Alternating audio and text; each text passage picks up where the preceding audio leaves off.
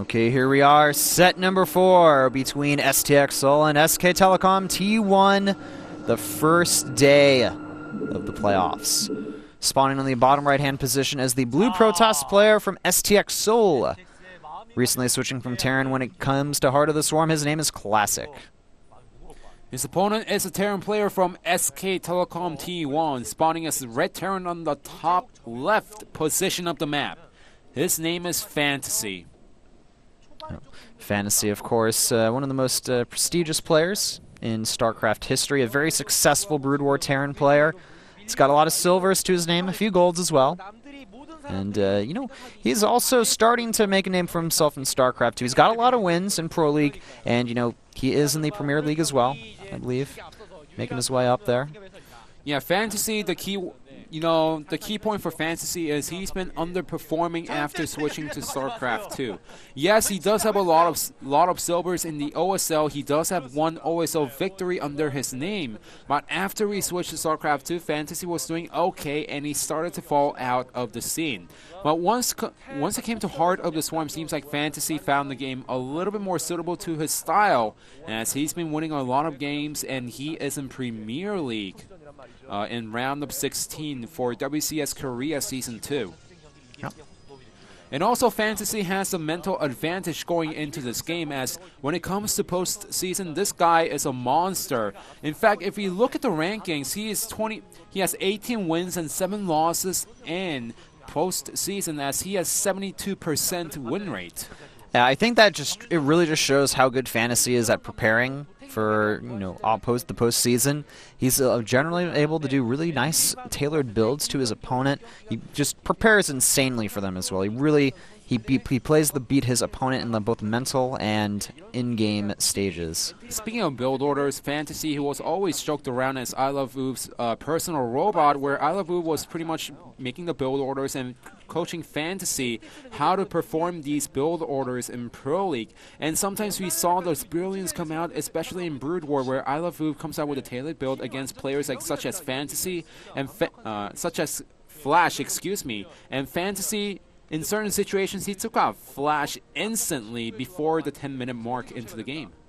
Yep. Oov, of course, the old SK Telecom T1 Terran coach. Currently in the Army, but close to, I believe, getting out of there. And, well, we got an interesting position for, I guess, proxy here behind the natural. We could see a Stargate coming in from there, but the Reaper may end up just scouting that by, you know, kind of moving around the corner there. Well, the Pylons is at the natural, so he's just trying to fake his opponent, saying, I'm going for a proxy with the Pylon outside of my main base. This put Fantasy a little bit out of position, as the Reaper was scouting in the right top direction, but after the SCV saw the Pylon at the natural, he knew that his opponent was trying to fake him out. Right, Fantasy grabbing a factory behind the command center here and the reactor on the barracks. All right, well, it looks like the Pylon was just kind of there for no apparent reason. He's going to go ahead and make the Nexus now as well. And, you know, Fantasy actually playing pretty greedy here, but because Classic is going for a fast expand build of his own, Fantasy should be relatively safe. All right, second gas being added on as well. You know, we haven't seen a lot of Hellbats recently, but we could end up seeing them here today if Fantasy gets to that stage of the game and he wants to try to use them against his opponent. As Reaper gets a perfect scout here, sees everything from the base of Classic. The Reaper gets picked off, though. Sentry and Mothership Core doing a good job at that. And as soon as the Reaper gets taken out, we have a Stargate follow-up from Classic. And ooh, look at this. We got a Tech Lab add-on for the factory there. We could be seeing some Banshees here. Yeah, Banshees are a perfect choice, especially with the new patch where the Banshee, the clock upgrade is only 100 and 100. The problem is Classic is going for the Stargate. If he makes an Oracle and starts making the Phoenixes and not use too many... Well, hold on a second. We have a Siege Tank instead of Banshee right away. All right, well, this changes things then. Fantasy's going to go for kind of an offbeat timing here. The problem is the Phoenix, Hallucinating Phoenix, is going to see this. He's going to know that the tanks are coming his way. We have... looks like potential production, something. All right, a medevac wants to be created right now, but Fantasy is actually supply blocked. The SCV moves in, sees a few more units from his opponent at the same time, moving across the map with a few Marines, gets a scan, sees the Stargate as well. And this should be pretty good news for Fantasy. He's got to be feeling pretty happy about this. Yeah, with no Robo coming up, there's not going to be any Immortals, which means the Siege Tank can do a lot of damage against its opponent if he tries to hit a timing attack. And he's going to do so with the Marines and the Siege Tank moving out on the map with the medevac close to finishing. Yeah, Engineering Bay on the way as well. That's going to allow Fantasy to get a few turrets to defend against the Oracle as well. Phoenix on the way, though. He could use the Phoenixes to lift up the siege tanks potentially, while his ground units kind of work away at the Marines and then focus fire down the tanks.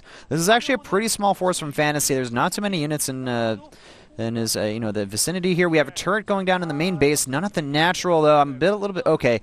There goes down the turret, but the problem is I think the Oracle is going to get there too fast and force Fantasy on the defensive in this position. Yeah, in fact, the Oracle arrives at the natural right now. It's going to pick off the SCV. One goes down. Second one also gets taken out as the third one does not see the light of the day, and it goes inside the main base. Yes, there is a turret, but all Classic has to do is see the turret and move out from that location. Yeah, and, you can just utilize this micro. Whoa, interesting position for Fantasy here. He's going to siege up on the low ground. Very smart moves from him. This is a Brood War Fantasy that we've been seeing back in OSL. He's been using the siege things to put his units in an awkward position such that the Protoss players, they're in an awkward position right now. They cannot move down to take out the siege things. There's not going to be any drops to take out the siege things because of the turret, or even the Oracle cannot touch the siege tank over there as he's going to fortify that position, and once the time goes on, once Classic actually decides to break this position, there's going to be too many bunkers, too many turrets. This is the Classic Fantasy that we are seeing today, ladies and gentlemen.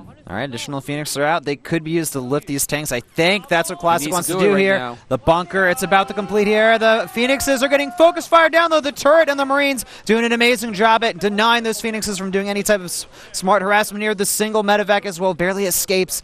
And the Classic, all of a sudden, this is a really bad position for him now. His probes are getting picked off continuously here. One medevac getting low on health. The turret's going to deter it for now. It's a really bad position for Classic to be in, but he really needs to make sure he makes the most out of this. As Fantasy is moving into Bioforce behind this, and what is Classic going to do? He's going to march down the map and trying to see if he can break down his opponent's main base. I think Fantasy may have a little bit too much of a fortification here. He's got a bunker full of units, some Marines here. That Stalker count could try to walk past that, but I'm not sure if is he going to try it? No, backs up and does not want to commit to the attack, realizing that Fantasy's got just enough units here to prevent this force from doing too much. The Oracle moving again towards the natural. I don't know if we have a turret in the mineral line at the natural. We have Colossus Tech on the way as well from Classic, getting a War Prism and the +1 armor. Fantasy's still in a pretty solid position here. Yeah, he didn't commit too heavily into the cider. I mean, yes, he did get the 2 siege things out, but he killed a lot of probes, killed the simulator over there, and is constantly denying mining at the natural base with the medevac still being alive and giving him the vision over there. There's a lone Viking over there, kind of just layering at the Oracle, not going to attack it yet. I think Fantasy doesn't realize the Oracle's over in that position, potentially. And the worker count actually evening out now, 44 to 44. Generally not the best position for the Protoss player to be in. And look at that, he can't even efficiently mine from his naturals. So over time, Fantasy is just going to get more and more ahead when it comes to the economy. And that's the reason why Classic is forced to take it down the rocks and trying to take a third expansion in that particular location when he even doesn't want to do so at this point. He needs to take a third base right now to make sure that he has efficient mining from 2 bases and, partial mining from his natural. He needs to make sure that he can stay in this game while not being far behind in economy compared to his opponents. Money scan goes down, sees everything in the main base, sees the Robotech, sees the Forge upgrading as well. Fantasy's got to be happy that he knows exactly what his opponent's up to in this situation. And the one thing that he does know about is his third base that's under construction here. Fantasy going to try to grab a third base of his own here eventually. I would like to see... Oh, hold on a second. We have a War Prism drop in the main base, but Fantasy, he's got his bio units in position, and it looks like he's going to be able to defend pretty easily here. I'd like to see him use the Viking to try to pick off that War Prism, and he's getting that into position.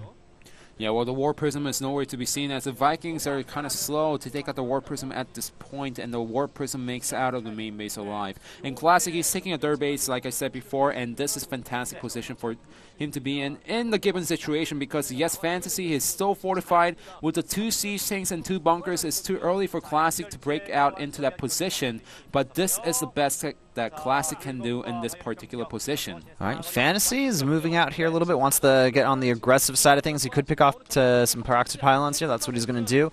All right, he's also got his third command center finished up at his natural. Going to probably lift that up pretty soon. The Colossus moving forward here. and trying to, you know, break him out of this container, but one Colossus does end up falling. The Colossus range is not superior to the Siege Tank range, although it is somewhat similar. And now we have Fantasy. Uh-oh, this could be game-changing or even game-ending here. Moving forward with the bio units. Fantasy gonna focus fire, gets the Immortal. Could get a few of the Stalkers as well. Controlling his units very efficiently here.